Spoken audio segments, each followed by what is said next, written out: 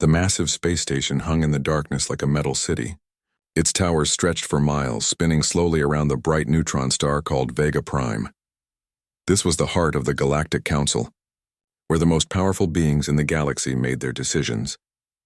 Ambassador Taemin walked down the long hallway toward the main council chamber.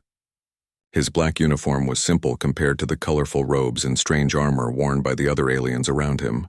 He was human, and humans were still new to this place. Only 5 years had passed since Earth first made contact with the galaxy's older civilizations. The council chamber was huge. Thousands of seats rose up in circles around a central platform where speakers stood.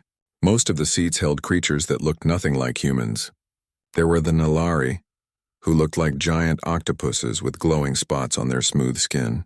The Vorth resembled massive insects with sharp claws and clicking mouths. The Korvex appeared to be made of living crystal, their bodies sparkling with inner light. Taemin took his place in the small section reserved for humanity. Around him sat the few other human representatives, but they were greatly outnumbered. The chamber held over 10,000 beings from hundreds of different worlds. Chairman Veltar rose from the central platform. He was Nalari, with 8 long tentacles that moved like water and patches of blue light that pulsed across his gray skin. His voice echoed through the chamber with the help of translation devices. "The Council has made its decision regarding the human expansion," Veltar announced. "The species known as humanity has been growing too quickly. They have established colonies on 17 worlds in just 5 years. This rapid growth threatens the stability of our carefully maintained borders." Taemin listened without changing his expression. He had expected this. Human intelligence reports had warned him that this day would come. The older species did not like competition, especially from newcomers who learned fast and asked too many questions. Therefore, Veltar continued, humanity must surrender control of all colonies beyond their home system. These worlds will be placed under Council protection for the good of galactic peace. Human military forces will be limited to their home system only. This is not a request. This is a requirement. Murmurs filled the chamber. Some aliens clicked their approval. Others made sounds that the translation devices could not convert. Taemin noticed that many of the representatives from smaller, weaker species looked uncomfortable. They remembered when the Council had made similar demands of their own worlds. Veltar's tentacles pointed toward the human section. "Ambassador Taemin, you will respond to the Council's generous offer of protection." Taemin stood slowly. He had been a soldier before becoming a diplomat, serving as a colonel in the Earth Defense Force. That military training had taught him to stay calm under pressure. He looked around the chamber, meeting the strange eyes of creatures from across the galaxy.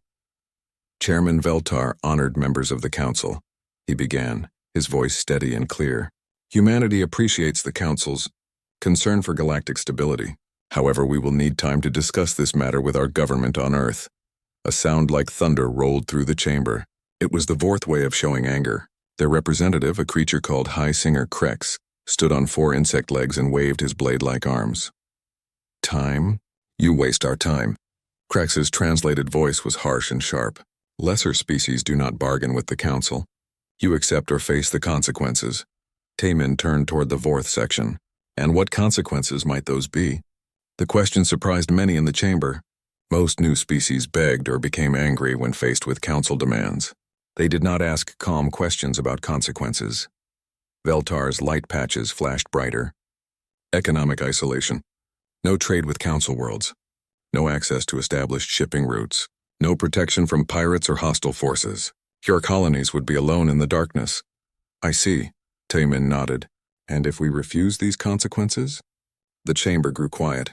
This was not how these meetings usually went. Young species were supposed to be afraid. They were supposed to understand their place in the galaxy's ancient order.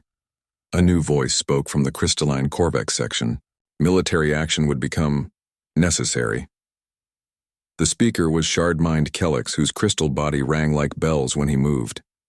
"The Council has maintained peace for 3,000 years. We will not allow one species to threaten that peace." Taemin seemed to consider this. Behind him, Captain Boram of the human escort ship Soul's Pride touched her earpiece. Her job was to monitor Council fleet movements and communication signals. What she was detecting made her nervous. Council ships were already moving into position around human space even before this meeting ended. 48 hours. Taman said finally. I request 48 hours to consult with Earth's government. Veltar's tentacles writhed with what humans had learned was amusement. Very well. 48 hours. But know this, human. The Council's patience has limits. Many species have learned this lesson too late. As the session ended and the aliens began to leave, Tae-min remained standing. Captain Bo-Ram approached him quietly. Sir, they're already moving ships, she whispered. 3 Council fleets are heading toward our border systems. Expected, Tae-min replied softly. How many ships? Over 200. Mostly Nalari and WarHFY cruisers. They're not trying to hide their movements. Tae-min almost smiled. Of course not. They want us to see them coming. Fear has always been their favorite weapon. Bo-Ram looked worried. Sir, our entire Space Force has maybe 30 ships. How can we possibly fight something like this? Now Tae-min did smile, but it was not a happy expression. Captain, do you remember what we learned in the War College about fighting a larger enemy? Use their size against them? Exactly. The Council has grown comfortable in their power. They have been the strongest force in the galaxy for so long that they have forgotten what it means to truly fight. He turned to look at the empty chamber where the Council had just delivered their ultimatum. They think they know everything about humanity because we have only been in space for 50 years. They think we are children playing with toys we do not understand. Aren't we? Bo-Ram asked quietly. Taemin's smile grew wider and more dangerous. Captain, the Council may wish to reconsider their position. Humanity has been preparing for this conversation for quite some time. They just do not know it yet. As they left the chamber, neither the ambassador nor the captain noticed the small device hidden in Taemin's uniform collar. It had been recording everything, and now it transmitted a single coded message across the galaxy to a blue planet orbiting a yellow star. The message was simple: Iron Dawn, execute. Earth's government building stood like a fortress in the center of New Geneva. Inside its deepest level, behind walls that could stop nuclear weapons, President Hyojin sat at the head of a long table. Around her were the most powerful people in human space, but their faces showed worry and fear. General Dongwu was the first to speak after they received Taemin's message. He was an old soldier with gray hair and scars from Earth's last war. The Council fleets are moving faster than we expected. Our border stations report over 300 ships heading our way. 300, whispered Defense Minister Kang Ho. We have 37 combat ships in total. This is madness. President Hyojin raised her hand for silence. She was younger than most people at the table, but her eyes held the hardness of someone who had seen war. Before we discuss our response, there are things you all need to know. Things that have been classified at the highest level for 20 years. She pressed a button on the table. The lights dimmed and a holographic display appeared in the center of the room. It showed star charts, ship designs, and battle plans that none of them had seen before. Ladies and gentlemen, Hyojin said quietly, let me introduce you to Project Prometheus. Admiral Jiwon stood up from her chair. She was a small woman, but her presence filled the room. Most of you believe that humanity developed faster than light travel to explore and trade with other species. This is only partly true. The real reason was preparation for war. The hologram changed to show Earth's first contact with alien life. Everyone at the table remembered that historic day when the Corvex exploration ship arrived in Earth's solar system. What they did not know was what happened behind the scenes. Our first contact team included more than diplomats and scientists, Jiwon continued. Half of them were intelligence officers. Their job was not just to learn about alien culture, but to study their military capabilities, their weaknesses, and their way of thinking. General Dongwu activated another display. Every trade mission, every scientific exchange, every cultural program has included intelligence gathering. Captain Hyunwoo has spent 3 years pretending to map mineral deposits in Nilari space. His real job was tracking their fleet movements and communication networks. The room was silent as the truth sank in. For 20 years, while the galaxy thought humanity was a peaceful newcomer learning to fit in, Earth's military had been studying every possible enemy. But why? Asked Secretary of Science Dalsu. The aliens seemed friendly. They welcomed us into their community. Dr. Sunmi, head of the Xenobiology Research Division, stood up. Her usual smile was gone, replaced by a grim expression. Because history teaches us that the strong always dominate the weak. We studied every war, every conquest, every example of one species absorbing another over the past 1,000 years. The hologram showed battle after battle. species after species being absorbed into the Council's protective embrace. Worlds that had once been independent were now colonies. Races that had once been proud were now servants. The pattern is always the same, Sunmi explained. First comes friendship and trade. Then comes advice about how to govern and organize society. Finally comes protection, which really means control. The Council has absorbed 47 different species this way. President Hyejin stood up and walked to the display. We realized early that humanity had two choices. We could become another client species, grateful for Council protection and guidance, or we could prepare to fight for our independence. But they are so much more advanced, protested Economics Minister Young-soo. Their technology is thousands of years ahead of ours. Admiral Ji-won smiled for the first time since the meeting began. That is what we thought too, until we started studying them closely. She activated a new display showing detailed analysis of Council military forces. The Council species have not fought a real war in over 500 years. Ji-won explained. They have grown soft. Their weapons are designed for intimidation, not actual combat. Their tactics have not changed in centuries because they have never needed to change. The display showed Council fleet formations. They moved in predictable patterns following rules that were older than human civilization. Their command structure was slow and bureaucratic. Their ships were large and impressive but also slow and easy to target. More importantly, added General Dongwu, they think in terms of overwhelming force. When they want to control a species, they show up with massive fleets and expect immediate surrender. They have forgotten how to fight an enemy that refuses to be intimidated. Dr. Sunmi brought up biological data on the Council species. The Nilari are strong swimmers, but their tentacles are vulnerable in zero-gravity combat. The Vorth are fierce fighters, but their insect eyes cannot track fast-moving targets very well. The Korvax are brilliant strategists, but their crystal bodies shatter easily under kinetic impact. You want us to fight them? Asked Defense Minister Kang Ho. His voice shook slightly. President Hyejin turned to face everyone at the table. I want us to survive as a free species. The Council's ultimatum was not unexpected. We have been preparing for this moment since the day we met them.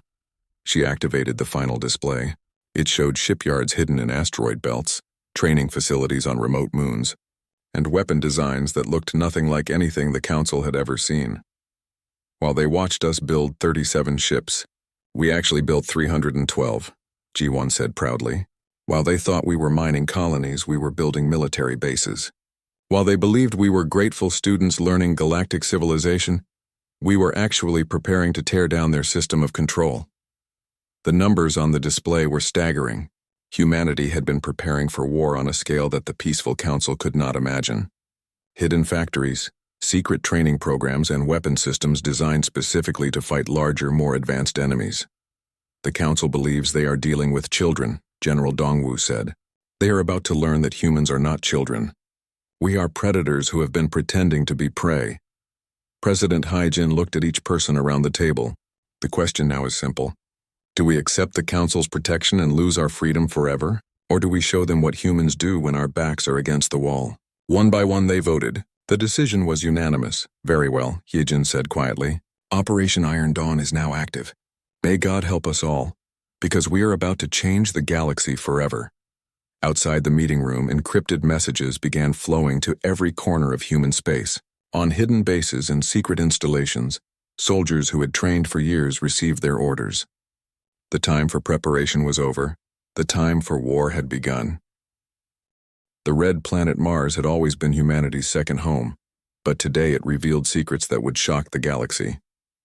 Deep beneath the surface, in caverns that had been carved out over 20 years, Commander Jae-sung watched as the real human fleet prepared for war. Launch Bay 7 is ready. Sir, reported Lieutenant Soo-jin from her control station. Around them, the massive underground complex hummed with activity. What the Council thought was a small mining operation was actually the largest military shipyard in human space. Jae-sung nodded as he watched the first wave of ships rise from hidden launch bays. These were not the simple patrol boats and cargo ships that the Council had seen. These were warships designed by humans who understood that they would always be outnumbered and outgunned. The first ship to emerge was the Incheon, commanded by Captain Min-ah. It looked nothing like the massive battle cruisers that Council fleets used. Instead of being big and intimidating, it was sleek and almost invisible. Its hull was covered with adaptive armor that could change color and texture to match its surroundings. Stealth systems online, Mina reported from the Inchin's bridge. Council sensors will not detect us until we are right on top of them. This was humanity's first advantage. While Council ships announced their presence with bright lights and powerful engines, human ships had been designed to hide. They could slip through space like shadows, appearing only when they chose to attack. Lieutenant Wu Jin supervised the loading of the boarding pods onto the assault ship Daegu. These small craft looked like metal eggs, but they were actually sophisticated weapons designed for a specific purpose. Instead of just breaking through enemy hulls, they could take control of enemy ships from the inside. Each pod carries a team of 6 Marines and an AI warfare specialist, Wu Jin explained to the visiting officers. Once we breach an enemy hull, we do not just fight the crew. We take over their computer systems and turn their own ship against them. This was something the Council had never seen before. In their long history, space battles were fought between ships firing at each other from long distances. The idea of boarding enemy vessels and capturing them was completely foreign to their way of thinking. On the colony world of New Busan, Colonel Seung-ho watched his soldiers practice maneuvers that would have been impossible on Earth. These men and women had been born in the light gravity of colonial worlds, and they moved through space like dancers. Remember, Seung-ho called to his troops as they practiced zero-gravity combat. The enemy thinks in terms of up and down, left and right. They come from heavy worlds where gravity keeps them oriented in one direction. In space, you can attack from any angle. Private Yunji demonstrated by launching herself off a wall, spinning in midair to fire at 3 different targets, then using her momentum to take cover behind a metal barrier. It was a move that would have been impossible for someone raised on a high-gravity world like the Nalari homeworld. The human soldiers had another advantage that the Council could not understand. Every human colony was different, with different gravity, different atmosphere, different challenges. This meant that human forces were already adapted to fight in any environment, while Council species were usually only comfortable in conditions similar to their homeworlds. In the asteroid belt beyond Mars, Engineer Ye Jin made final adjustments to humanity's most secret weapon. What looked like simple emergency beacons had actually been installed throughout Council space over the past 5 years. Every major fleet base, every important space station, every critical supply depot had human intelligence devices watching and listening. The quantum communication network is fully operational. Ye Jin reported to Admiral Chang Min aboard the command ship Seoul. We have real-time intelligence from every major Council facility. They cannot move a ship or send a message without us knowing about it. This was perhaps humanity's greatest advantage. While the Council planned their moves in secret meetings, human intelligence officers were already reading their messages and tracking their fleet movements. The element of surprise which the Council counted on belonged entirely to humanity. Admiral Changmin studied the tactical displays showing Council fleet positions throughout the galaxy. They are moving exactly as our analysts predicted, he said to his staff. Large formations, predictable routes, no consideration for unconventional attacks. The Council's military doctrine was based on showing overwhelming force and waiting for the enemy to surrender. They had used this approach successfully for centuries, always fighting species that were weaker and less organized than themselves. Captain Yunsu finished her briefing with Strike. Team Alpha aboard the stealth ship Busan, her team was not designed to fight large battles or destroy enemy fleets. Instead, they specialized in surgical strikes against critical targets. Our job is not to win glorious victories, she told her commandos. Our job is to make the enemy weak before the main battle begins. We cut their supply lines, disrupt their communications, and force them to fight blind and hungry. This approach was completely alien to Council military thinking. They were used to formal battles between organized fleets, not guerrilla warfare carried out by invisible enemies who struck without warning. On Earth itself, President Hyojin received reports from across human space. The secret military buildup was finally being revealed, and the numbers were staggering. 312 combat ships, 50,000 trained soldiers, and intelligence networks that reached into every corner of Council territory. The Council still believes they are dealing with 37 patrol boats and some stubborn colonists, reported General Dongwu. They have no idea what is actually waiting for them. But perhaps the most important preparation was not military. Ambassador So Young had been working quietly with representatives from species that the Council had protected over the centuries. Her message to them was simple: join humanity's fight and gain real independence. The Helix people remember when they were free traders, So Young reported from her secret meeting on a neutral station. The Vex still dream of governing themselves. The Thrain have never forgotten their warrior traditions. They are all waiting for someone strong enough to lead a rebellion against Council control. This was humanity's masterstroke. While the Council saw the conflict as a simple matter of disciplining one rebellious species, humanity was actually organizing a galaxy-wide revolution against the system of control that had existed for thousands of years. As the 48-hour deadline approached, human forces moved into position throughout the galaxy. Hidden fleets prepared for battle, intelligence networks activated, and allied species waited for the signal to rise up against their protectors.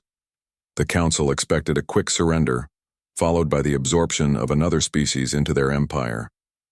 Instead, they were about to face an enemy that had spent 20 years preparing to tear their ancient system apart. The galaxy was about to change forever, and the Council had no idea what was coming. The war began without fanfare or declaration. Across 12 different star systems at exactly the same moment, human strike teams materialized like ghosts from the darkness of space. Captain Yunsu led Strike Team Alpha through the corridors of Orbital Station Nexus 7, the Council's primary communication hub for the outer sectors. Her team moved silently, their black armor designed to absorb both light and scanner signals.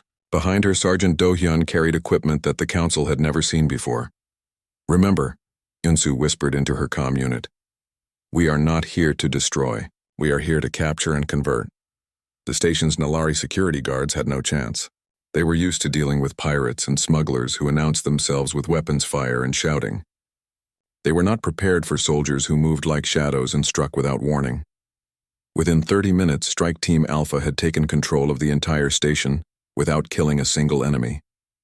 Instead of destroying the communication arrays, Do-hyun's team began installing human technology that would allow them to monitor and redirect all Council messages in this sector. "Station Nexus 7 is now broadcasting our signals," Do-hyun reported. "Every message the Council tries to send through here will be copied to our intelligence network." Similar scenes played out across the galaxy. Human teams captured supply depots, communication stations, and sensor arrays.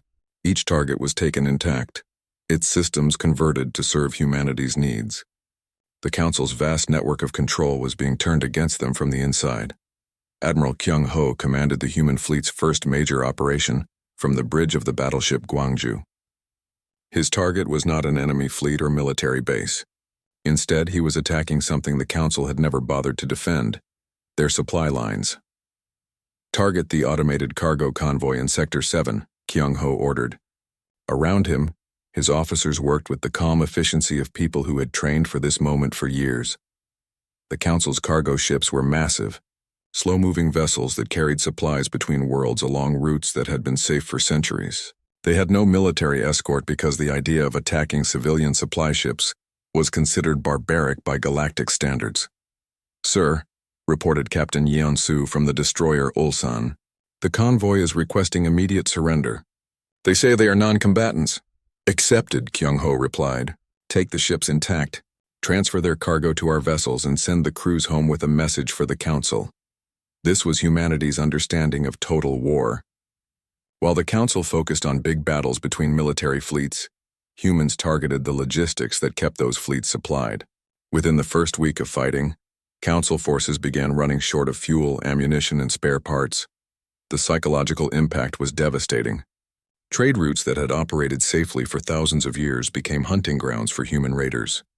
Merchant captains who had never seen combat suddenly found themselves facing enemies who appeared from nowhere and vanished just as quickly. In the Altair system, the Council's finest strategists gathered to plan their response to the human rebellion. General Vextai of the Corvex military was considered the galaxy's greatest tactical mind. His crystal body sparkled with the light patterns that indicated deep thought. "The humans are avoiding direct confrontation," he explained to the assembled commanders. "They strike at weak targets and disappear before we can respond. This is not how civilized species conduct warfare." High Singer Krex clicked his mandibles in agreement. We should force them into open battle where our superior numbers will crush them quickly. Fleet singer Mordun of the Nalari added his voice to the discussion. Our intelligence reports that they have a main fleet hiding in the Altair system. If we attack there with sufficient force, we can end this rebellion in one decisive battle. What they did not know was that human intelligence officers were listening to every word of their planning session. The intelligence reports they were discussing had been carefully planted by Captain Hyunwoo's team over the past several months. The Council fleet that moved toward Altair was truly impressive. Over 200 ships, including some of the largest and most powerful vessels in the galaxy. Their formation stretched for thousands of kilometers, a demonstration of force that had convinced dozens of species to surrender without fighting. Commander Junseo watched the approaching Council fleet from the cockpit of his stealth fighter. Around him, 50 other human pilots waited in the darkness between planets, their ships invisible to enemy sensors. Target the command ship, Junseo ordered his squadron. Remember, we are not trying to destroy their fleet. We are trying to confuse them. The human fighters attacked from an impossible angle, diving toward the Council fleet from the direction of the system's star. The bright light made it nearly impossible for enemy sensors to track them until they were already attacking. But instead of firing at the fleet's weapons or engines, the human fighters targeted communication arrays and sensor dishes. Within minutes, the massive Council fleet was blind and deaf, unable to coordinate their movements or communicate with each other. Now Phase 2, Junseo announced. What the Council had thought was the main human fleet suddenly revealed itself to be an elaborate holographic projection. The ships they had come to destroy did not exist. Meanwhile, the real human fleet, commanded by Admiral Changmin, was already attacking the Council's primary shipyard complex 3 systems away. Shipyard Epsilon is secure, Changmin reported as human marines swept through the massive construction facility. We have captured 47 ships under construction and the entire technical staff. This was the real prize. The Council's shipyard contained not just vessels but the knowledge to build more. Human engineers immediately began studying Council technology, not to copy it, but to find weaknesses they could exploit. The greatest shock came when Ambassador So Young's secret negotiations finally bore fruit. Across the galaxy, species that had been under Council protection for centuries suddenly declared their independence and requested human assistance.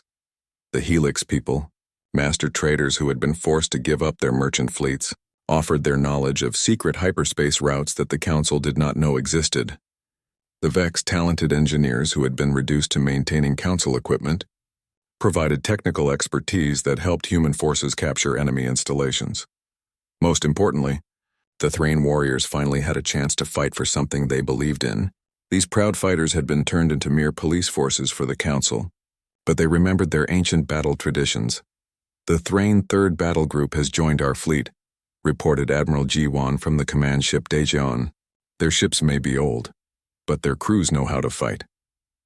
For the first time in galactic history, the Council faced an enemy that grew stronger with each battle. Every system they lost brought more species into the rebellion. Every ship they lost was captured and turned against them.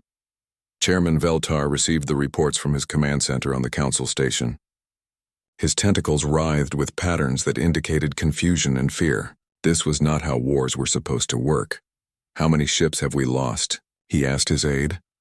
17 destroyed, 43 captured, and over 100 damaged or missing, came the reply. But sir, the humans have only destroyed 3 of our vessels. The rest were taken intact. This was perhaps the most disturbing news of all. The Council was used to enemies who either surrendered quickly or fought desperately until their fleets were destroyed. Humans did neither.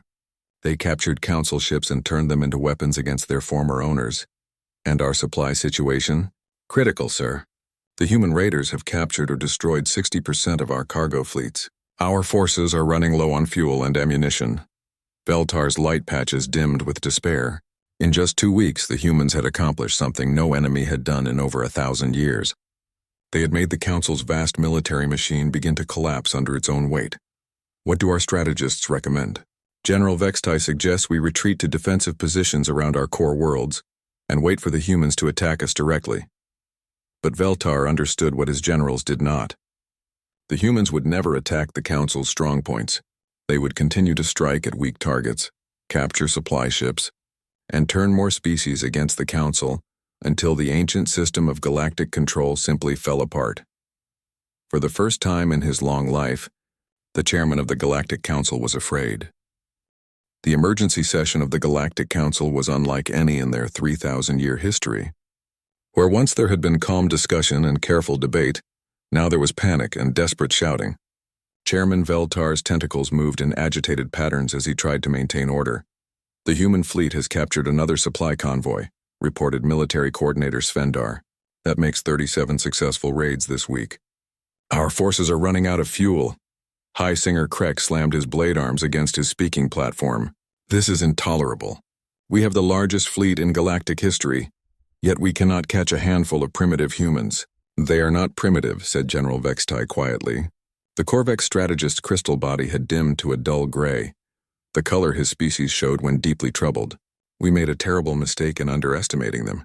They fight like nothing we have ever encountered. The holographic display in the center of the chamber showed the current military situation, and it was grim. Red markers indicated human-controlled systems, and they were spreading like a virus throughout the galaxy. Even worse, yellow markers showed species in open rebellion against Council authority. 47. Species have declared independence, reported Intelligence Chief Corman. They are all requesting human military support. The humans are providing weapons, training, and advisors to any group that wants to fight us. Chairman Veltar felt the weight of his species' long dominance pressing down on him. For thousands of years, the Council had maintained peace through strength and the threat of overwhelming force. No one had ever challenged them successfully. What are our options? He asked the assembled leaders.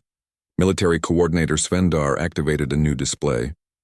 General Vextai has developed a plan to end this rebellion quickly. It involves the use of our planetary bombardment systems. The chamber fell silent. Planetary bombardment was the Council's ultimate weapon, devices capable of sterilizing entire worlds from orbit. They had been used only twice in galactic history, both times to end wars that threatened the stability of civilization itself. You want to destroy human worlds? Asked diplomat singer Helva, her voice carrying the harmonic undertones of distress. Not destroy, Vextai replied. Demonstrate. We select one major human colony and threaten its destruction unless humanity surrenders immediately. No species has ever resisted when faced with the annihilation of millions of their own people. Chairman Veltar's light patches flickered with uncertainty. Which world would you target? New Sol, Svendar replied immediately. It has over 50 million human colonists. It is their largest settlement outside the Earth system. Its destruction would break their will to fight. The vote was close, but desperation won over caution. The Council authorized the deployment of the battle station Worldbreaker, a moon-sized construct that could crack planets in half with its directed energy weapons. 3 days later, Captain Inho received the worst orders of his military career. As commander of the New Sol Defense Fleet, his job was to protect 50 million civilians with just 12 combat ships against a weapon that could destroy worlds. Sir, reported his communications officer, we're receiving a transmission from the Worldbreaker. They're demanding immediate surrender of the colony. Inho looked out at the civilian ships fleeing from New Sol's orbital stations, families with children, elderly colonists, people who had spent their lives building new homes among the stars. They were all counting on him to protect them. Tell the Worldbreaker that humanity does not surrender, he replied. The Council fleet that accompanied the Worldbreaker was the largest ever assembled. Over 300 ships surrounded the massive battle station like a protective shell. Admiral Torval, commanding from the flagship Dominion, was confident this demonstration would end the human rebellion. Target the colony's main city, he ordered. One precise strike to show them we are serious, then they will surrender. But as the Worldbreaker charged its planet-killing weapon, something impossible happened. Space itself began to bend and twist around New Sol. Reality, warped as massive gravitational fields appeared, where none should exist. Dr. Hayun watched from her research station hidden in New Sol's asteroid belt as her secret project, finally activated. For 5 years, she had been working on technology that the Council did not know was possible. Weaponized black holes, contained and controlled through quantum manipulation. Gravitational field generators online, she reported to Captain Inho. We have 12 artificial event horizons positioned between the colony and the Worldbreaker. The Council's planet-killer weapon fired its devastating beam, energy equivalent to the output of a dozen stars focused into a single destructive ray. The beam struck the first artificial black hole and simply vanished, consumed by gravitational forces that bent space-time itself. "Impossible," whispered Admiral Torval as he watched his ultimate weapon fail. "Nothing can stop the Worldbreaker's primary beam." "Fire again," ordered General Vextai from his command ship. "Maximum power." The second shot was even more powerful than the first, but it too disappeared into the artificial black holes. The energy that should have cracked New Sol's crust was instead feeding the gravitational anomalies, making them larger and more stable.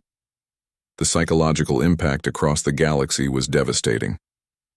The Council's ultimate weapon, the threat that had kept dozens of species obedient for centuries, had been neutralized by technology they did not understand. Captain Inho chose that moment to counterattack. His small fleet could not fight 300 Council ships in direct combat, but they did not need to. The artificial black holes were mobile and they were hungry. "Target the Worldbreaker's escort fleet," he ordered. "Drive them into the gravitational fields." The battle that followed was unlike anything in galactic history. Council ships found themselves fighting not just human vessels, but the fundamental forces of the universe itself. Ships that came too close to the black holes were stretched and torn apart by tidal forces. The Worldbreaker itself, despite its massive size, began to drift toward the largest gravitational anomaly. Its engines, designed to move the battle station slowly between star systems, could not overcome the pull of an artificial black hole. "All ships, retreat," Admiral Torval ordered, but it was too late. The pride of the Council fleet was being consumed by humanity's impossible technology. Sungmin launched his own offensive. While the Council was reeling from the disaster it knew, Sol, his target was Threx Prime, a world where the Council had enslaved an entire species for mining operations. The Threx were unlike any species the galaxy had ever seen. They could survive in toxic environments that would kill most other life forms, breathing poisonous gases and drinking acid rain. The Council had used them as living mining equipment for over 2 centuries.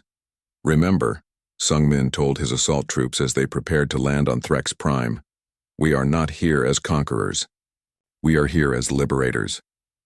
The battle for Threx Prime showcased humanity's greatest strength. They fought not just for themselves, but for others.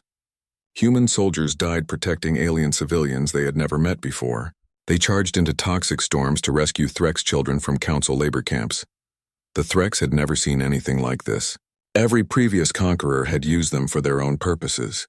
Only humans had ever died to protect Threx lives. "Why do you fight for us?" asked Orsinger Vashka, a Threx elder whose people had been slaves for 200 years. "Because everyone deserves to be free," replied Sergeant Moonji as she helped evacuate a Threx nursery from a collapsing Council facility. When the battle was over, and Threx Prime was liberated, something unprecedented happened. The Threx did not just ally with humanity, they offered to become humanity's partners in the war against the Council. Their unique abilities made them perfect special forces operators. They could survive in environments that would kill human soldiers, and their natural resistance to toxins made them immune to many Council weapons. But more importantly, their devotion to their liberators was absolute. The Threx had waited 2 centuries for someone to care about their freedom. Now they would follow human commanders into battle against impossible odds. As reports of these defeats reached the Council chambers, Chairman Veltar faced a situation no Council leader had ever confronted. Their ultimate weapon had failed. Their vassal species were joining the rebellion. Their supply lines were collapsing. "The humans have won," admitted General Vextai. "We cannot defeat enemies who turn our own weapons against us and inspire our subjects to revolt." For the first time in 3,000 years, the Galactic Council was forced to consider surrender. But President Deho of humanity had a very different kind of conversation in mind. The galaxy was about to learn that humans did not just fight wars to win them. They fought wars to change everything that came after.